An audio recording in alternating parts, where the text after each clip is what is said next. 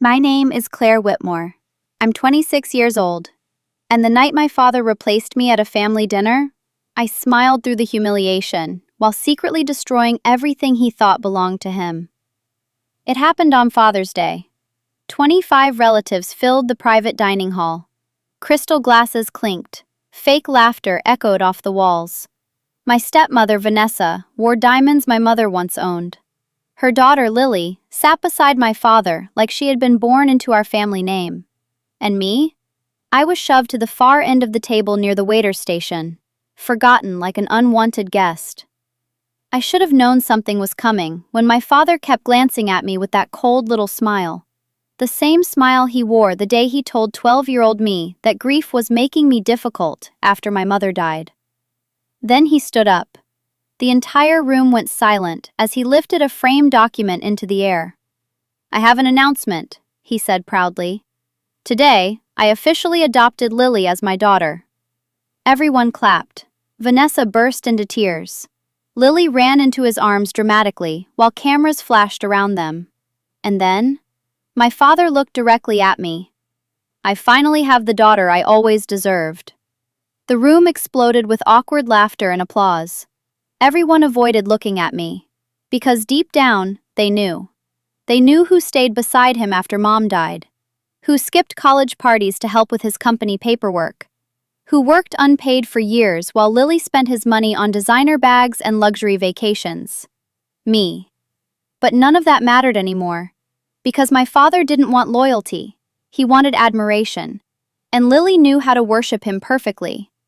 I felt my fingernails digging into my palms so hard they nearly bled. Every nerve in my body screamed at me to stand up, to expose him, to cry.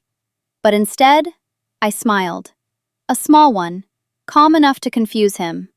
Because what nobody at that table knew was that 2 hours earlier, I had already signed the papers that would ruin him.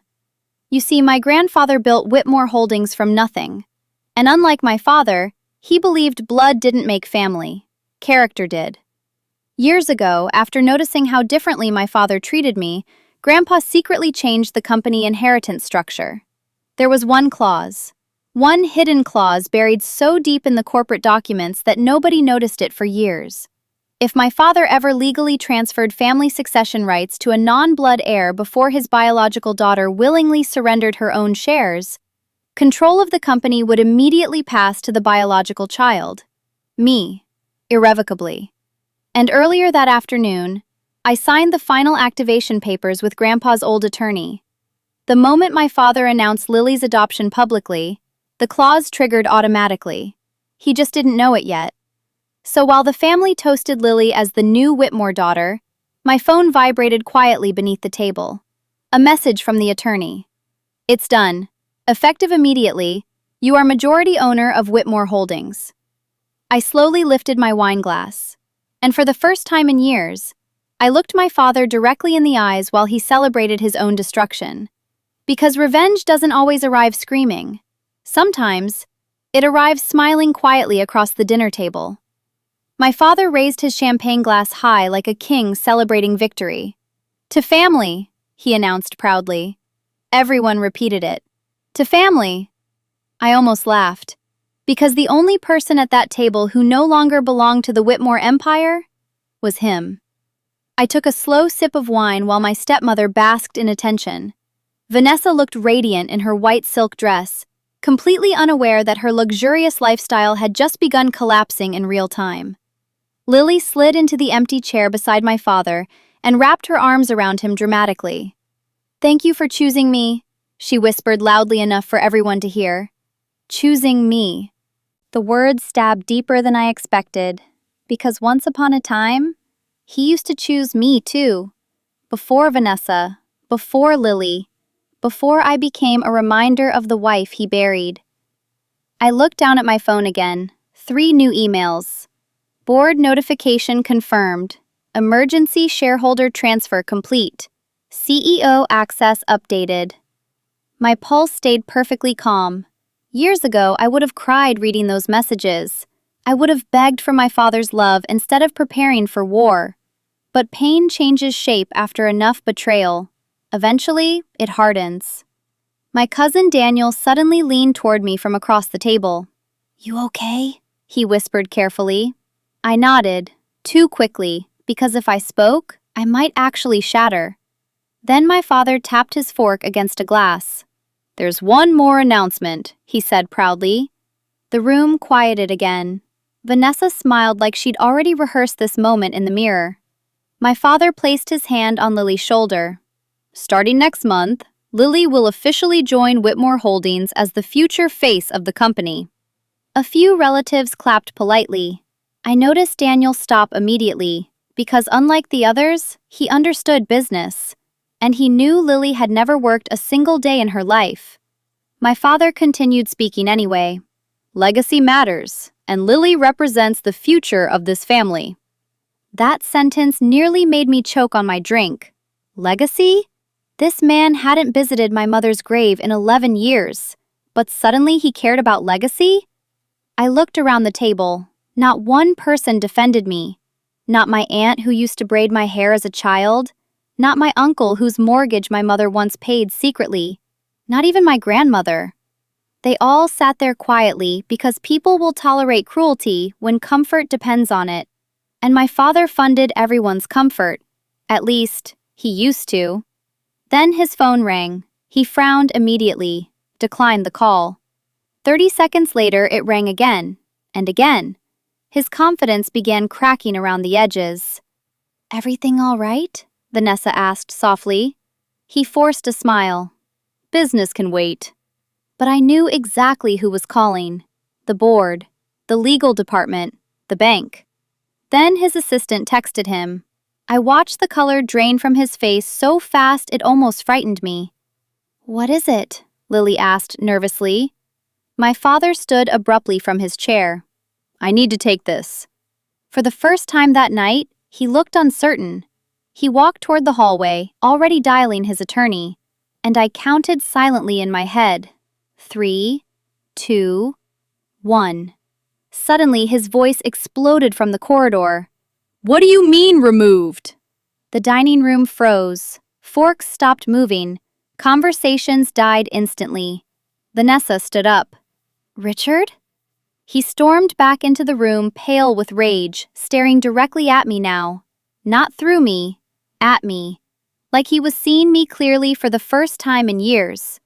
"What did you do?" he asked quietly. I set my wine glass down carefully. 25 family members watched in complete silence, and then, for the first time in my life, I stood up without shaking. "I protected what Grandpa built," I said calmly. My father's breathing became uneven. "You manipulated corporate documents behind my back?" "No," I replied softly. "Grandpa did that himself after he realized how easily you replace people who love you." Vanessa looked confused. "Richard, what is she talking about?" He ignored her completely, because he finally understood. Every cruel comment, every public humiliation, every time he treated me like I was temporary, it had all led here. And now the daughter he abandoned owned everything. My father stared at me like I'd set the entire building on fire, but I hadn't. I'd simply stopped letting him burn me instead. "This is impossible," Vanessa whispered. Her voice trembled now. The confidence, the elegance, the superiority, gone. I reached into my purse calmly and pulled out a folded document, the original clause. My grandfather's signature sat at the bottom in faded blue ink. My father snatched the paper from my hand so violently the wine glasses rattled. His eyes scanned line after line. And then came the silence. The kind of silence that changes families forever. "You planned this?" he asked. "No," I answered honestly. "You planned this the moment you decided humiliating your own daughter was worth applause." Lily stood up suddenly. "This is insane! Dad, tell them she's lying!" "Dad." The words sounded different now. Desperate. My father looked at her, then at me. And for the first time all evening he realized something terrifying. One daughter loved him. The other daughter inherited him. The board members began calling again. His phone wouldn't stop vibrating across the table. Finally, my grandmother spoke. "Richard," she whispered shakily. "Did you really say she was never the daughter you deserved?" He didn't answer, because everyone heard it, every ugly word. And now that money and power were disappearing, the family suddenly discovered their conscience. Funny how that works. Vanessa grabbed her purse. "We should leave." But before they could move, I spoke one final time. "Oh, and Dad?" He froze. I walked slowly toward him until the entire room held its breath. "You taught me something important tonight." His jaw tightened. I smiled softly. Sometimes the quietest person at the table is the one holding the knife. Then I walked past him. No screaming, no dramatic revenge speech, just silence. The same silence he gave me for years. Behind me, chaos erupted. Vanessa demanding answers, Lily crying hysterically, relatives whispering in panic, and my father. My father said nothing at all, because there was nothing left to say. 3 months later, Whitmore Holdings announced its new CEO. Me. The newspapers called it a shocking generational transition. But they didn't know the real story. They didn't know about the little girl who sat alone at piano recitals, waiting for her father to show up. The teenager who watched her mother's jewelry appear on another woman. The daughter who spent years begging silently to be loved. My father tried calling me dozens of times after that night. I never answered. Not because I hated him. Honestly, that would have been easier. But eventually, you reach a point where the people who broke you simply stop mattering. Last week, I visited my grandfather's grave with fresh white roses.